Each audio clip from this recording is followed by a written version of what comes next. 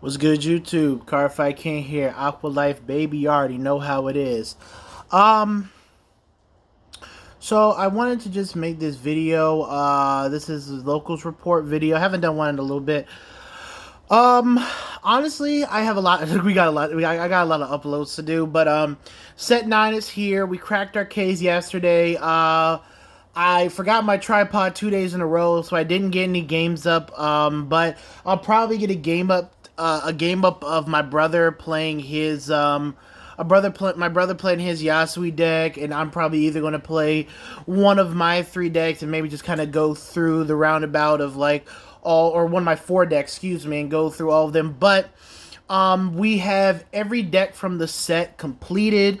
Every deck from the set here and here, with me and ready for a deck profile. So, we got Yasui, we got Yasui, Lukier, Harri, Rose, and Charlotte. So we got all 5 decks completed. Tournament tested, well, except for Charlotte, but mostly tournament tested and play tested, ready for profiling. Obviously, we generally keep play testing and make improvements afterwards, but that's neither here nor there.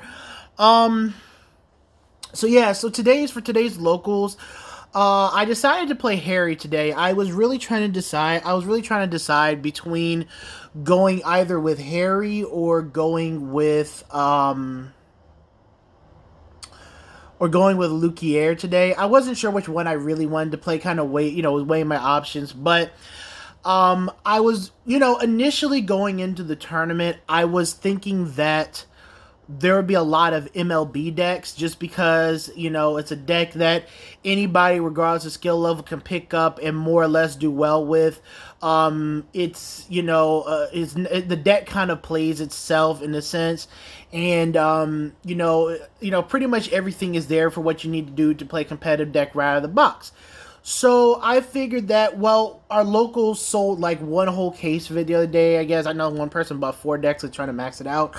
But I just figured that a lot of people would pick up the deck, especially if they weren't playing anything from this set. They were going to pick up the deck and, to give them, more updated competitive edge, whatever the case may be.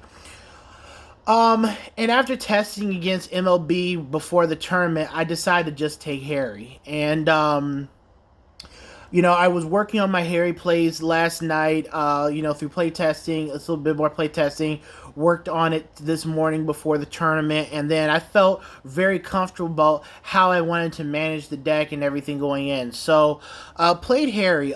So round 1, I played against Nightrose. So basically what happened against Nightrose, I won that matchup 2-0. And what I did against Nightrose, and I'm gonna put out a video on this too. But what I did against Nightrose is I damage denied Nightrose. I chose not to give him a counterblast for his turn 2 Columbard play, and I chose not to give him a counterblast for his turn 3 Nightrose play. And the reason why I did that was because if you allow them, now obviously if they have Navigator and like Bone and whatnot, they can still go off for you. But I denied them the Columbard play, 1, to discourage them from riding Columbard. 2, so that if they rode a Columbard, he'd be useless and he wasn't going to get a free ghost ship out of the deck. And if you allow them to get Columbard, there's potential that it can also help them set up to find Nightrose in a sense. Among other things they can do, especially if they end up getting like 2 Cutlass in the drop zone, they can essentially just go off of 1 counterblast. So I damaged him there, and then his Nightrose turns were vanilla, so he was just like ride Nightrose, get protect, gift, swing, right? Which me is to be like, okay, cool. I am at 1 damage. I know that I got Darkside Mirror Master, I got Lord Pigeon Pop ready to go off of 1 counterblast. I can give him a 2 to pass here, or something like that, and then move on to my turn. Low damage. He couldn't pop off on his turn 3, but I'm gonna pop off on my turn 3. So that's the strategy I used going into that matchup, and it worked out both games very well. I did end up. I went first game one, game two. I went second. And it worked out both times.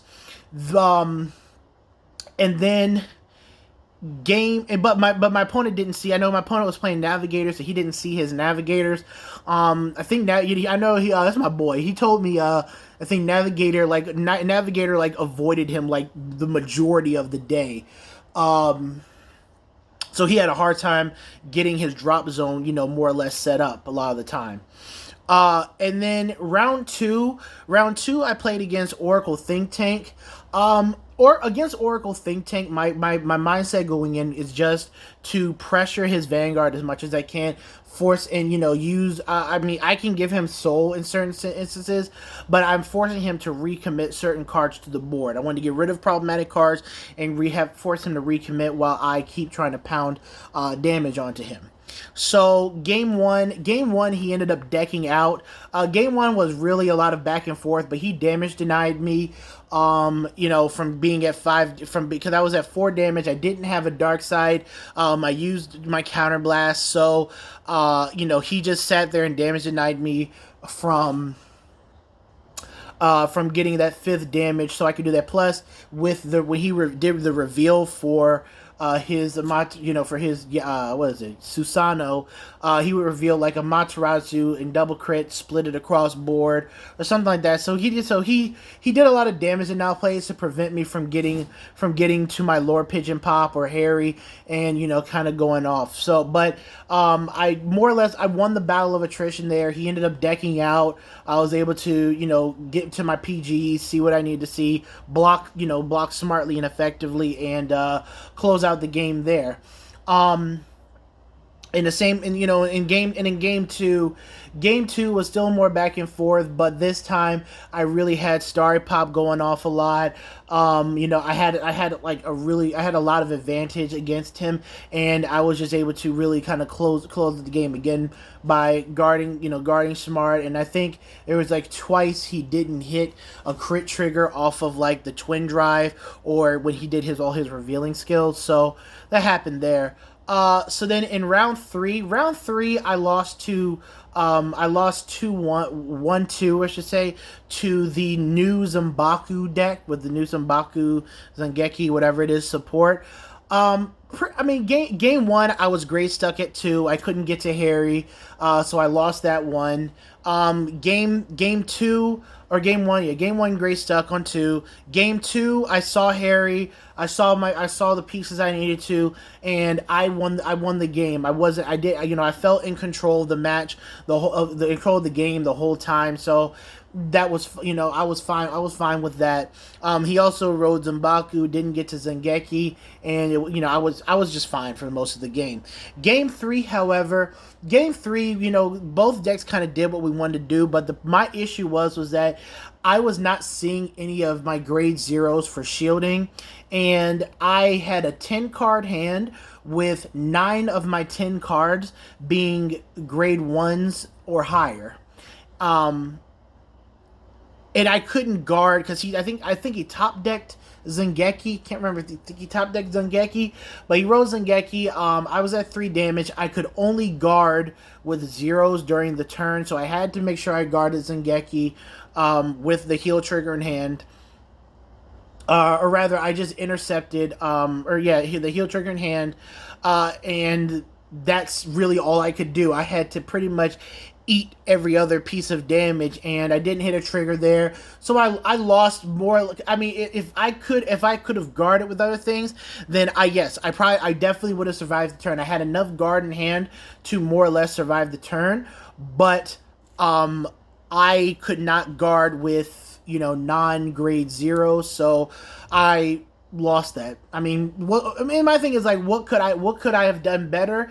Thinking about what I could have done better, I don't think there was any. Maybe changing what I guarded with the previous turn before, but it wouldn't have changed too much because it's like if I had saw 2 more crit triggers in hand or 2 more grade 0 cards in hand, I would have been fine. I would have been fine going into my next turn, but there was nothing I could do about having a 10 card hand with only one grade 0 in it, and I can't guard against that type of guard manipulation. and the multitude of attacks that he had on his board. So there was that, and then round four, final round, ended up playing against MLB. The first game against MLB was really bad for me. He basically, I'm sitting at grade two. He swings with MLB. I don't have the shield in hand to block his MLB. I have to take it. He hits like a crit draw or something like that, and I just die. Nothing I can do. And then he put the triggers and stuff on the other MLB on his rear guard, so there was nothing I can do about that. Sitting at grade two with not much in hand. Whatever. Game two. Game two, again, it was a lot. I got my starry pop. I got things I needed. Game was a bit more back and forth, but I was able to come out with a victory with starry pop. I think, you came with the victory starry pop. And then game three came down to the wire. I didn't have my PGs, so I had to hard guard his MLB column for like 87k. I actually no past his Vanguard because I needed to like eat the damage. And it's like, if he gets a crit, he wins. If he doesn't get a crit, then I can just eat the other MLB, go to 5 damage, go into Starry Pop and win the game. So that's what happened. He didn't hit a crit. I went into Starry Pop, and I won the game. So there was that. Ended my day 3-1 with Harri. Very happy with the deck. Very happy with my build of the deck. I've been testing it for a few months. I really like the build. Really like the performance it had today, and looking forward to more, and just more play testing, more improvements with the deck. I'm gonna have that deck profile up for you guys. I'm gonna record all 5 deck profiles tonight, and I will have them up on the channel between probably uploaded at different points throughout Sunday. Other than that, Cardfight King, Aqua Life baby, you already know how it is, and we're out.